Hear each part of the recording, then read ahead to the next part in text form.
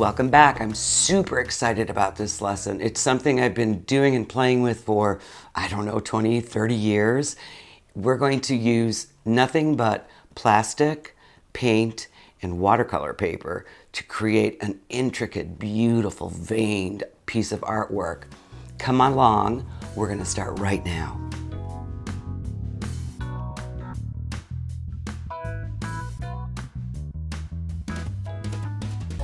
This is what I promised. I love doing these. I've done cards, I've done paintings for my relatives and friends.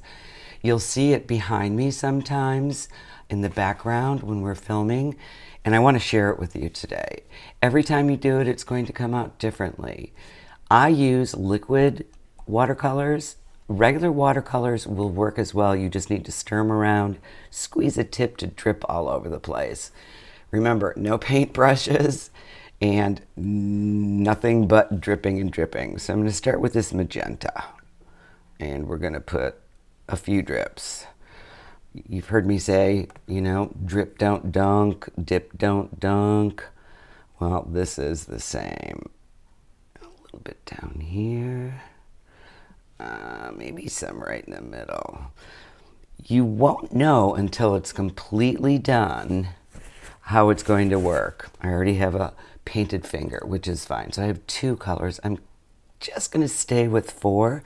This is a turquoise. And it seems very simple, but the results are so amazing. And you'll find once we do our final step in this, I'm sure some of you have done this, but there's a little extra added fun into this. I am going to use a copper, and yes, they make metallic watercolors, liquid watercolors. I get mine from Dick Blick. It's not, you know, I'm not saying I'm advertising for them, but I'm telling you that they have the best choices. Squeeze slowly. They come in bigger bottles, but mine are a hot mess, so I didn't want to.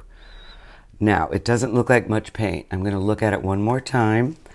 I've got yellows, reds. I think this orangey yellow, it's actually called tangerine, needs to be added here. And you'll see why. So next, we're going to take our plastic wrap. I'm sure you've seen this before, but I'm going to instruct you on how to get it done the best. All right, let's move this, center this up. I'm going to hold it in my hands. It's okay if it has wrinkles in it because you're going to be making lots of wrinkles. Now it's being unruly. And we're going to try to get it down on one side. Pull it up. It's okay, you're going to be squishing it all together, so it doesn't matter if I'm going to pull this.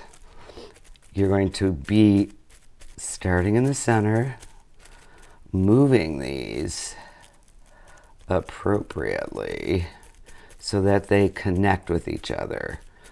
Start on one side. It's why we have extra. It's okay if it's bent or twisted. You're looking for the blending of colors, the creation of these visual textures. You won't be able to touch them, but your eyes will definitely connect. See how I'm doing it very slowly? Once you get it into a certain spot, you're not going to want to move it too much. But you can do this. Watch. You can pull the colors. You hold the plastic and you pull. Let's get that gold. Hold and pull. This way you're guaranteed that the colors are meshing or melding or blending together. This little one down here is awfully lonely, so I think I'm going to give it, there we go. And once you get it into a certain spot and you like it, try not to disturb it. This is kind of just blue. Let's see if I can pull some of this magenta in there. And you want these wrinkles. The wrinkles are what are going to give it character. This is painting with your fingers with plastic. See how the colors are moving? You will get some brownish colors because, you know, your primary colors mixed together will give you that. Let's get some gold in that blue. It's not gold, it's bronze. Either way, I want it in there. You can already see some of the brown happening. And this little lonely green gentleman here, or lady, or color. All right. It's just about how I want it. Now we see that it looks like this right now. And once it's dry, and I will warn you, this takes at least several hours. I'd say 4 or 5. I put mine up on a baking rack so that the air can get underneath it as well, because this is watercolor paper, it saturates. When you have this, oh, I gotta get some green in here now. Don't pick your plastic up. Keep it flat. You can get the color in there. If you lift it up, you lose all these little veining where the colors are mixing. Right now, it looks good to me. I need a little more in the center. But once it's dry, it's going to be utterly fantastic. So we're going to give this a few hours to dry.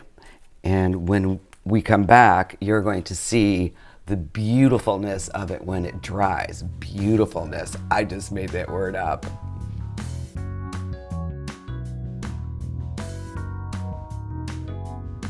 All right. I waited as long as I could for this to dry. And I thought maybe I'll pull it off a little early to show you what happens if you don't wait. It will still be spectacular, but in order to teach you everything you need to know.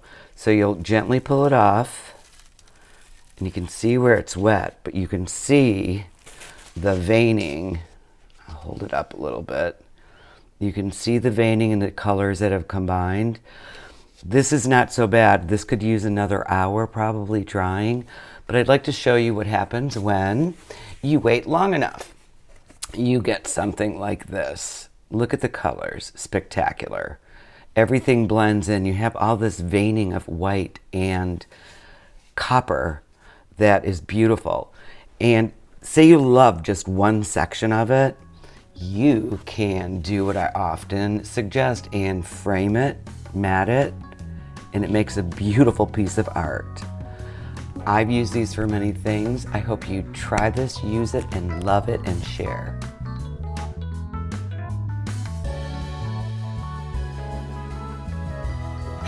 Thanks for joining me today. Go to artwithmisslinda.com for more classes.